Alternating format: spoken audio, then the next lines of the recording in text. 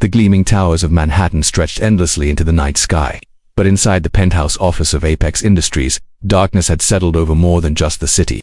Alexander Kane sat motionless in his leather chair, his breathing deliberately shallow, his eyes barely cracked open behind designer glasses that reflected the glow of computer monitors. To anyone watching, he appeared to be sleeping, exhausted from another 18-hour day running a tech empire worth $12 billion. But Alexander wasn't sleeping. He was hunting. The massive safe behind his desk stood wide open, its steel door reflecting the city lights streaming through floor-to-ceiling windows. Stacks of cash, hundreds of thousands of dollars, lay scattered across the marble desktop like fallen leaves, some bills even cascading onto the Persian rug below. It was bait, carefully calculated, meticulously planned bait. At 38, Alexander Kane had built Apex Industries from a college dorm room startup into one of the most powerful tech conglomerates in the world. His artificial intelligence software powered everything from smart homes to military defense systems. His quantum computing division was on the verge of breakthrough technology that would revolutionize cybersecurity forever. But 6 months ago, his world had collapsed when he discovered that Marcus Webb's his best friend since college. His business partner, his best man at his wedding, had been systematically embezzling from the company for 3 years. $57 million gone. Funneled through shell companies, offshore accounts, and cryptocurrency wallets that Marcus had created with the same coding skills Alexander had taught him. The betrayal hadn't just been financial, it had been personal, devastating, and absolute. Marcus had stolen from pension funds, research budgets, even the company's charitable foundation that provided scholarships to underprivileged kids interested in technology. The FBI had arrested Marcus 4 months ago. He was currently awaiting trial in federal prison, facing 23 counts of fraud, embezzlement, and money laundering. But the damage to Alexander's psyche was irreparable. The man who had revolutionized trust through technology had lost all faith in human nature, which brought him to tonight's experiment. For the past 2 months, Alexander had been conducting what he privately called trust tests on every employee with access to his private office. He would leave money visible, sometimes a few $100s, sometimes thousands, and pretend to sleep while cleaning crews, IT technicians, accountants, and even executives worked around him. So far, the results had been predictably disappointing. 3 people had taken money outright. 7 others had clearly considered it before fear of consequences stopped them. Only 2 had ignored the money entirely, but both were senior executives who already earned 7-figure salaries. Tonight's test was different. Tonight it wasn't about money, it was about character. The elevator chimed softly in the distance, signaling the arrival of the night cleaning crew. Alexander adjusted his position slightly, ensuring he appeared naturally asleep while maintaining visual access to the safe and desk area. The security cameras were recording everything, but he needed to see it himself. He needed to witness firsthand whether there was a single honest person left in his world. Footsteps echoed in the hallway, the distinctive sound of rubber-soled shoes on marble floors. Then voices, whispered and respectful. Baby, Mr. Kane is sleeping. We have to be extra quiet tonight." "Okay, Mama, I'll be super quiet like a mouse." Alexander's chest tightened. It was Elena Rodriguez and her 7-year-old daughter, Sophia. They'd been cleaning his office for 8 months now, arriving every Tuesday and Friday at 10 p.m. sharp. Elena was a single mother who worked 3 jobs to support herself and Sophia, who had been born with a mild intellectual disability that required special education and therapy. Alexander knew these details because he made it his business to know everything about people with access to his private spaces. What he hadn't expected was how the sound of Sophia's innocent voice would affect him tonight. Elena and Sophia entered his office, their movements careful and practiced. Elena carried a cart filled with cleaning supplies, while Sophia held a small backpack containing homework, coloring books, and a worn stuffed rabbit named Mr. Hopscotch. The little girl had accompanied her mother on these cleaning jobs since she was 4, when Elena's childcare options had fallen through and she couldn't afford to lose the work. "Look, Mama," Sophia whispered, pointing toward the open safe. "Mr. Kane's special cabinet is open tonight." Alexander held his breath. This was at the moment that would either restore a fragment of his faith in humanity or destroy what little remained as Mr. Kane's private business. "Mia," Elena whispered back, beginning to dust the bookshelves across the room. "We don't look at or touch things that aren't ours." But Sophia was already moving closer to the desk, her curiosity overwhelming her mother's instructions. Alexander watched through barely opened eyes as the little girl approached the scattered money with wonder in her dark eyes. She'd probably never seen so much cash in one place. Hell, her family probably survived on less than what was scattered across his desk. Sophia reached out toward the bills, and Alexander felt his heart rate accelerate. Here it comes, he thought. Another disappointment, another confirmation that everyone has their price, even children. But Sophia didn't take the money. Instead, she began carefully collecting the scattered bills, smoothing out wrinkled edges and organizing them by denomination with the meticulous attention to detail of someone who understood that money was precious. Her small hands moved with surprising dexterity as she created neat stacks, hundreds in one pile, 50s in another, 20s in a third. She even crawled under the desk to retrieve bills that had fallen to the floor. Alexander watched in stunned silence as this 7-year-old child, who had every reason to think no one would notice if a few bills went missing, methodically organized his money with the care of a bank teller. But what happened next left him completely speechless. Sophia noticed that some of the bills were facing different directions. One by one, she turned each bill so they all faced the same way, presidents' portraits aligned and right side up. Then, she moved to the safe and began organizing the money inside as well, creating a neat, orderly system where before there had been chaotic stacks. Mama, Sophia whispered, her voice filled with pride. I made Mr. Kane's money all neat and organized like you taught me to do with my art supplies. Do you think he'll be happy when he wakes up? Elena turned from her dusting, saw what Sophia had done, and went pale. Sophia, no, you can't touch Mr. Kane's things. What if he thinks we tried to steal something? But it was messy, Mama. I didn't take any, I made it better. See, Sophia gestured proudly to her organizational work. I counted it too, to make sure I didn't lose any. There's $47,623. I can count really good now. Elena rushed to the desk, her hand shaking. We have to go right now. If Mr. Kane wakes up and sees that you touched his money, But I helped him, Sophia said, confused by her mother's fear. I always help organize when things are messy. Remember when I helped Mrs. Peterson at the grocery store organize the cans that fell down? Alexander felt something crack inside his chest, a wall he'd built around his heart after Marcus's betrayal. This child, who had never owned more than a few dollars at a time, had just handled a small fortune with more integrity than business partners worth millions. She'd not only resisted the temptation to steal, she'd actively improved the situation, asking for nothing in return except a hope that her kindness would make someone happy. Elena began trying to undo Sophia's organizational work, attempting to scatter the money back to its original chaotic state. But her hands were shaking so badly she dropped several bills. Mama, why are you making it messy again? Sophia asked. I worked really hard to make it nice because ... Elena's voice broke. Because people like us aren't supposed to touch things like this. Even when we're trying to help. The pain in Elena's voice hit Alexander like a physical blow. Here was a woman who worked 3 jobs, who brought her disabled daughter to cleaning jobs because she had no other choice, who was terrified that her child's innocent gesture of kindness would be misinterpreted as attempted theft. The injustice of it made Alexander's chest burn with an emotion he hadn't felt in months. Righteous anger, but not at Elena or Sophia, at himself, at a world that had conditioned a hard-working mother to believe that she and her daughter were automatically suspect, at a system that made poverty synonymous with criminality in the minds of people like him. Sophia began to cry softly as her mother continued dismantling her careful organizational work. I'm sorry, Mama. I didn't mean to do something bad. I just wanted to help. You didn't do anything bad, baby, Elena whispered, pulling Sophia into a hug. The world is just ... complicated. Alexander couldn't take it anymore. Slowly he stirred in his chair, pretending to wake up naturally. Elena immediately positioned herself protectively in front of Sophia, her entire body tense. Oh, Alexander said, feigning surprise. I didn't realize you were here. I must have dozed off. He looked toward his desk and pretended to notice the partially reorganized money for the first time. What happened here? Elena's voice was barely audible. Mr. Kane, I can explain. Sophia was just wait, Alexander said, holding up a hand. He stood and walked to the desk, examining Sophia's work. The little girl had managed to organize roughly half the money before her mother's panic had interrupted her. The organized portion was immaculate, sorted by denomination. Bills aligned and facing the same direction, counted with mathematical precision. He turned to Sophia, who was peeking out from behind her mother's legs. Did you do this? Sophia nodded, tears still streaming down her face. I'm sorry, Mr. Kane. Mama says I shouldn't have touched your money, but it was all mixed up and messy, and I know how to organize things really good. I didn't take any. I can count it all if you want to check. Alexander knelt down to Sophia, eye level, his voice gentle. You counted all of this, unhung $47,623. And I made all the presidents face the same way because that's how money is supposed to look, right? Alexander looked at Elena, who was crying silently.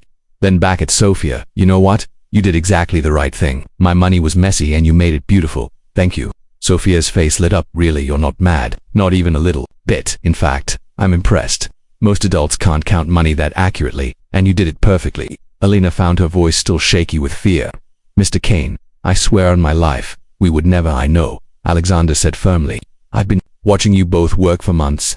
You're some of the most honest people I've ever met. He paused, looking at the remaining scattered money. Sophia, would you like to finish organizing this? I'll pay you for your help. Really? Sophia's eyes went wide. Elena started to protest, but Alexander held up his hand again. It's honest work, Elena. She's clearly talented at it. He looked back at Sophia, How does $20 sound for organizing the rest? Sophia looked at her mother for permission, then back at Alexander. Can I organize the papers in your safe too? They look really messy. Alexander laughed, the first genuine laugh he'd had in months. Absolutely. But first, let me close the safe. Those papers are very important business documents. As he moved to close the safe, he caught Elena's eye and mouthed, "We need to talk," while Sophia finished organizing the remaining money with the focused intensity of a Swiss banker. Alexander gestured for Elena to step into the hallway. He began quietly. "I owe you an apology. Sir, tonight was a test. I've been struggling with trust issues lately, and I've been testing people who have access to my office. I deliberately left that money out to see what would happen." Elena's face went through a series of emotions: confusion, understanding, hurt, and finally anger. "You were testing us. You thought we might steal from you." "I'm not proud of it," Alexander admitted. "But after what I've been through lately, I've started to believe that everyone has their price. Your daughter just proved me wrong in the most beautiful way possible." Elena was quiet for a long moment. When she spoke, her voice was steady but cold. "Mr. Kane, Sophia and I have never taken so much as a paperclip from any of the places I clean. We may not have much, but we have our integrity. The fact that you felt you needed to test us says more about you than it does about us." The words hit Alexander like a slap, but he deserved it. "You're absolutely right. I let my own betrayal make me suspicious of good people. That's on me, not on you. Who betrayed you?"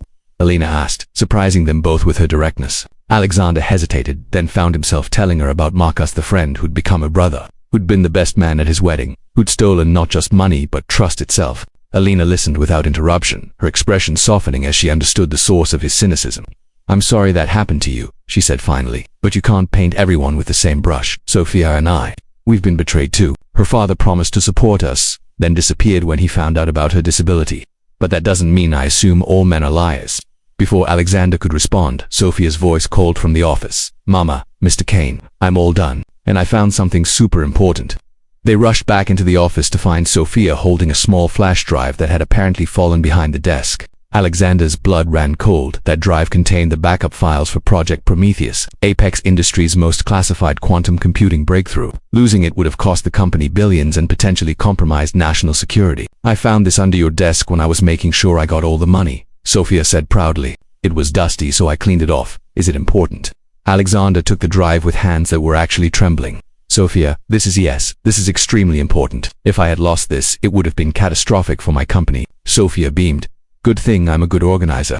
Alexander looked at Elena, then at Sophia, and felt something shift fundamentally in his worldview. Here was a child who had just saved his company billions of dollars, who had organized his money with perfect integrity, who had done all of this while expecting nothing more than his happiness in return, and her mother, a woman who worked 3 with jobs to support a disabled child, who had every reason to be bitter about life's unfairness, but who had raised a daughter with more moral clarity than most CEOs he knew. "Sophia," he said carefully, "what do you want to be when you grow up?" "I want to help people," she said without hesitation.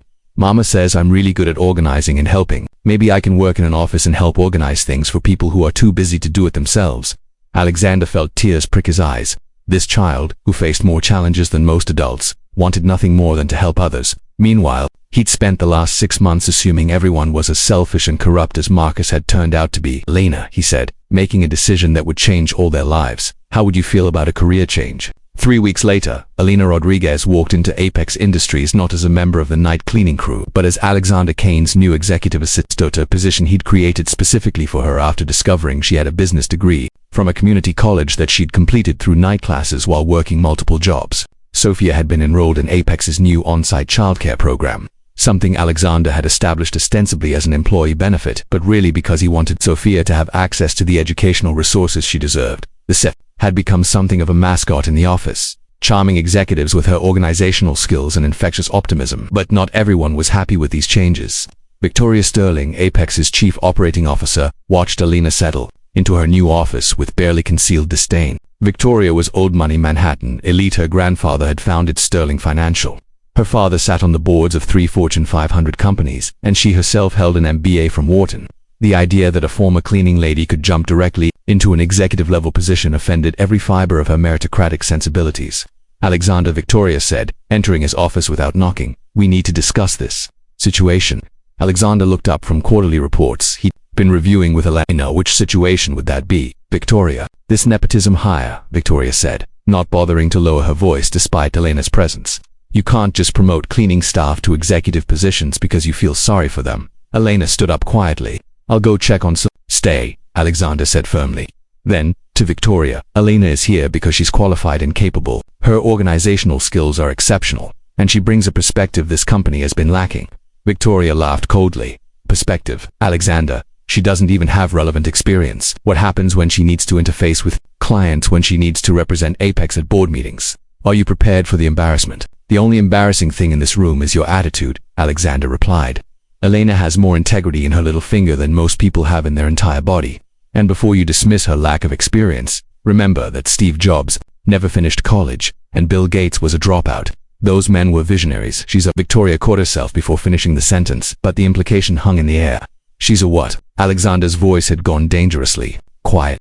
Victoria realized she'd overplayed her hand. I'm simply concerned about optics. What will our investors think? What will our competitors say when they find out we're promoting janitors to the executive level? Elena finally spoke up, her voice calm but firm. Miss Sterling, I understand your concerns. You're right that I don't have traditional executive experience, but I've managed budgets for 3 households while working multiple jobs. I've negotiated with landlords, bill collectors, and medical insurance companies. I've organized complex schedules, handled crisis management when Sophia was in the hospital, and maintained professional relationships with employers across different industries. Most importantly, I've never failed to deliver on a commitment, never lied to protect myself, and never thrown anyone under the bus to advance my career. If you think that's not relevant experience, then perhaps we have different definitions of qualification. Victoria's face flushed red. She wasn't used to being challenged by someone she considered beneath her station. Experience managing poverty isn't the same as managing a billion-dollar corporation. You're right, Elena agreed. Managing poverty is harder. When you make a mistake with poverty, people go hungry. Children don't get medicine they need. Families become homeless. When you make a mistake with money you can afford to lose, you just make less profit. Alexander smiled grimly. Elena had just articulated something he'd never consciously realized but absolutely believed. The stakes were higher, not lower, when you had less margin for error. But Victoria wasn't finished. This is exactly what I'm talking about. She doesn't understand how business works. Profit isn't just about greed, it's about growth, innovation, job creation. Without profitable companies, there would be no jobs for people like her to work. People like her. Alexander's voice had become arctic. Victoria realized she'd said too much. I just meant ... people without advanced degrees ... people from different backgrounds ... I think you meant exactly what you said the first time. Alexander stood up, his imposing 6'3" frame suddenly feeling like a physical threat in the room. Victoria, let me be crystal clear about something. Elena isn't here because I feel sorry for her. She's here because in 8 months of watching her work, I've never seen her cut a single corner, miss a single detail, or fail to go above and beyond what was required. She's here because her daughter saved this company potentially billions of dollars by finding classified materials that had been lost. She's here because she represents the kind of values I want this company to embody. And if you can't respect that, then perhaps you should consider whether this is the right environment for you. Victoria's mouth opened and closed like a fish out of water. In 20 years of corporate climbing, no one had ever spoken to her like that. Alexander, you're making a mistake. Mark my words, this will come back to haunt you. After Victoria left, Elena turned to Alexander. You didn't have to do that. I can handle people like her. I know you can, Alexander said, but you shouldn't have to. Victoria's attitude is exactly the kind of toxic thinking that's poisoned corporate culture. She judges people by their starting point instead of their character. Elena was quiet for a moment. She's not wrong about everything though. I do have a lot to learn about corporate culture and the optics. They matter in business, don't they? Alexander considered this. They do, but here's what Victoria doesn't understand. The best optics are results. If you exceed expectations, if you add value, if you help this company succeed, then no one will question your qualifications. They'll be too busy trying to figure out how to replicate your success. And if I fail, then you fail honestly, which is more than I can say for a lot of people in this business. But Elena, I don't think you're going to fail. You know why? Why? Because you've been succeeding at impossible things your entire life, raising a special needs child alone while working 3 jobs, managing multiple employer expectations while completing a college degree, maintaining your integrity while navigating systems designed to break people like you. That's not just experience, that's expertise in the most challenging form of leadership there is. Elena felt tears prick her eyes. Thank you for believing in me. Thank you for proving that belief is still possible. Their moment was interrupted by Sophia's voice from the hallway. Mama, Mr. Alexander, come quick. Something's wrong with the computers. They rushed out to find Sophia standing in the main server room, which was accessible from the childcare center. She was pointing at a bank of servers that were displaying warning lights. The red lights started blinking really fast, Sophia explained. And there's a weird smell. like when our toaster broke at home. Alexander immediately called the IT department while Alina examined the servers more closely.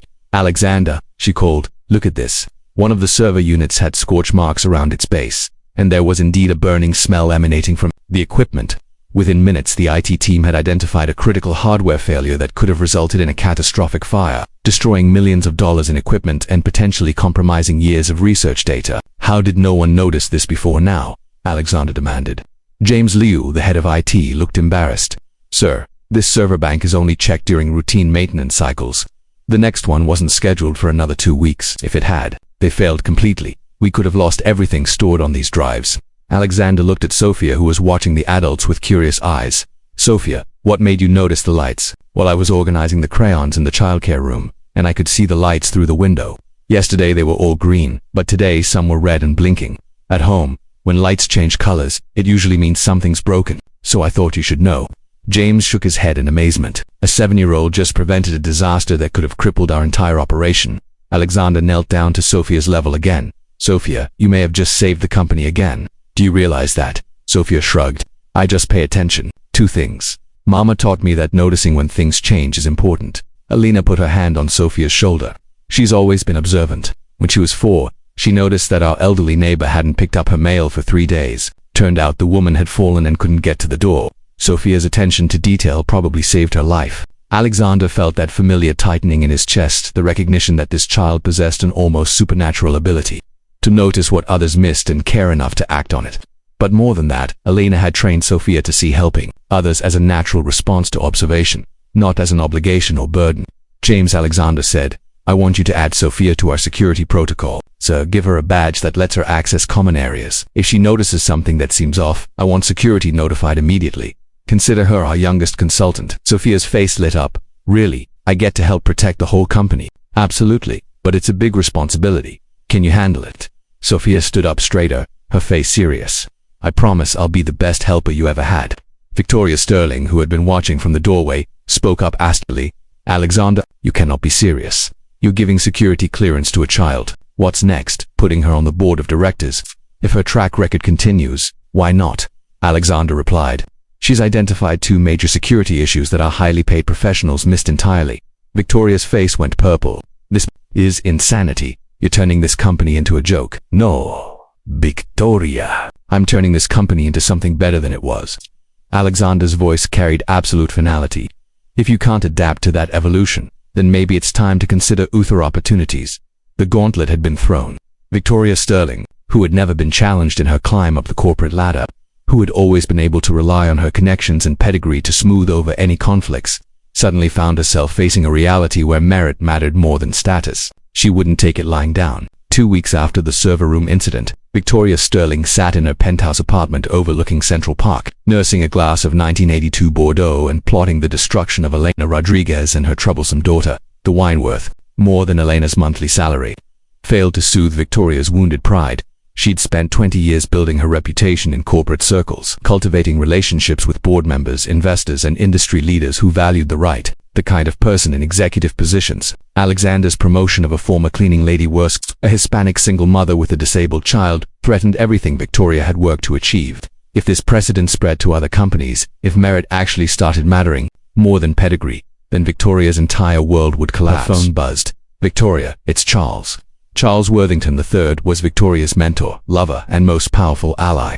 At 62, he controlled a venture capital firm that had been instrumental in Apex Industries' early funding rounds. He still held significant influence over the company's board of directors, and his opinion carried weight in Manhattan's financial circles. "Charles, perfect timing. We need to discuss the Alexander Kane situation." "Ah, yes, I heard he's made some unconventional staffing decisions lately, promoting cleaning personnel, I'm told. It's worse than that. He's given a child access to company facilities as some kind of security consultant. It's completely unprofessional and it's making Apex look like a laughingstock." Charles was quiet for a moment. Victoria could almost hear the gears turning in his calculating mind. "Tell me more about this woman. What's her background?" "Elena Rodriguez, a single mother, high school education plus some community college classes. She has a daughter with learning disabilities. They're from the Bronx, if that tells you anything. And Alexander is personally invested in this situation." Victoria heard the implication in his voice. "I think there might be something inappropriate going on." "Yes. Why else would a billionaire suddenly become obsessed with helping some random cleaning lady?" That's a serious accusation. Victoria, do you have evidence? Not yet, but I'm working on it. Charles, this is bigger than just one promotion. If we let this stand, if we allow Alexander to turn Apex into some kind of social experiment, it sets a dangerous precedent. Other companies will follow suit. Our entire ecosystem of qualified professionals will be undermined. Charles chuckled. Darkly, Victoria, you're thinking too small. This isn't about protecting qualified professionals, this is about opportunity. If Alexander Kane is making questionable decisions, if he's allowing his judgment to be compromised by personal feelings, then perhaps it's time for new leadership at Apex Industries. Victoria felt her pulse quicken. What are you suggesting? I'm suggesting that concerned board members might need to consider whether Alexander is still fit to lead the company he built, especially if evidence emerged of inappropriate conduct with employees. Charles, you brilliant bastard. I prefer strategically minded darling, but Victoria, this has to be handled delicately. Alexander isn't some mid-level executive we can simply push out. He's beloved by investors, respected by employees, and legally speaking, he owns controlling interest in the company. We need him to either voluntarily step down or give us grounds for a hostile takeover. What kind of grounds? Moral turpitude, breach of fiduciary duty, anything that would convince shareholders that new leadership is necessary for protecting their investments. Victoria's mind was already racing ahead. What if Elena Rodriguez was stealing from the company? What if Alexander was covering it up to protect her? Now, you're thinking like a strategist, but we'd need evidence. Real evidence, not just accusations. Leave that to me, Victoria said, her voice cold with determination. I know how to handle people like Elena Rodriguez. What Victoria didn't know was that her conversation with Charles was being monitored by someone with far more sophisticated resources and a much deeper understanding of corporate warfare. 3 floors below Victoria's penthouse in a nondescript van parked on East 79th Street. Marcus Webb sat surrounded by high-end surveillance equipment, recording every word of Victoria's treacherous conversation. Marcus, the same Marcus who had embezzled millions from Apex Industries, who was currently supposed to be in federal prison awaiting trial. But Marcus wasn't in prison. He'd been released 6 weeks ago under a witness protection agreement with the FBI, who had discovered that his embezzlement was part of a much larger corporate Marcus hadn't been stealing money for personal gain, he'd been funneling funds to foreign agents who were systematically infiltrating American tech companies to steal quantum computing secrets. The real criminals had threatened Marcus's family, forced him to participate in the theft, and were planning to eliminate him once the operation was complete. When the FBI uncovered the larger conspiracy, they offered Marcus's immunity in exchange for his cooperation in identifying and prosecuting the actual perpetrators. Alexander didn't know any of this. As far as he knew, his former best friend was rotting in federal prison, having destroyed their friendship for nothing more than greed. The FBI had insisted on maintaining the cover story while they built it, a case against the real criminals, a case that had just become infinitely more complicated because Victoria Sterling was about to walk directly into the middle of an ongoing federal investigation. Marcus pulled out his encrypted phone and dialed a number he'd memorized but never wanted to use. Agent Morrison, it's Webb. We have a problem. What kind of problem? The kind that involves Victoria Sterling trying to frame Elena Rodriguez for corporate theft, which will completely blow our cover operation if we don't handle it carefully. Agent Sarah Morrison cursed creatively. Webb, are you telling me that Alexander Kane's coup is planning to manufacture evidence against an innocent employee? That's exactly what I'm telling you. And it gets worse. She's working with Charles Worthington III, who has financial connections to at least 3 companies we're investigating for foreign infiltration. Jesus, if Worthington is involved, this conspiracy goes deeper than we thought. Morrison was quiet for a moment. Webb, I need you to maintain surveillance on Sterling. Document everything she does, everyone she talks to, every move she makes, but under no circumstances can you contact Alexander Kane if he finds out you're not in prison. It could compromise the entire investigation. Agent Morrison, there's something else you need to know. Elena Rodriguez and her daughter. They're not just innocent bystanders. The kid has already prevented 2 major security breaches at Apex. If Sterling succeeds in framing them, she might actually be helping foreign agents gain access to classified technology. Morrison was quiet for so long that Marcus wondered if the call had dropped. Finally she spoke. Webb, this is now a matter of national security. I'm authorizing enhanced surveillance on all parties involved, and I'm sending additional agents to monitor the situation at Apex Industries. What about Elena and Sophia? They have no idea they're walking into the middle of a federal investigation. They'll have protection, but they can't know about it. Webb, I need you to understand something. If this operation fails, if those quantum computing secrets fall into the wrong hands, it could compromise American cybersecurity for decades. Elena Rodriguez and her daughter are brave, honest people, but they're also assets in a war they don't know is being fought. Marcus felt sick. Elena and Sophia had become symbols of hope and honesty in Alexander's world, proof that good people still existed. Now they were about to become pawns in a game of international espionage. targeted by enemies who would stop at nothing to achieve their goals. Agent Morrison, what happens if Sterling actually succeeds in framing them? What happens if Alexander believes Alina is a thief? Then we lose our best assets inside Apex Industries. Foreign agents get access to quantum computing technology that could revolutionize warfare, and to innocent people get destroyed in the process. Webb, we cannot let that happen. Marcus hung up the phone and stared at the surveillance monitors showing Victoria Sterling's apartment. She was still on the phone with Charles Worthington. Their conversation now focused on specific plans to plant evidence that would implicate Alina in corporate theft. For the first time in months, Marcus found himself praying that Alina and Sophia's remarkable integrity would be strong enough to survive the storm that was about to engulf them, and praying that Alexander would see through whatever deception Victoria was planning, because if he didn't, the consequences would extend far beyond one company or one family. They could reshape the balance of global power.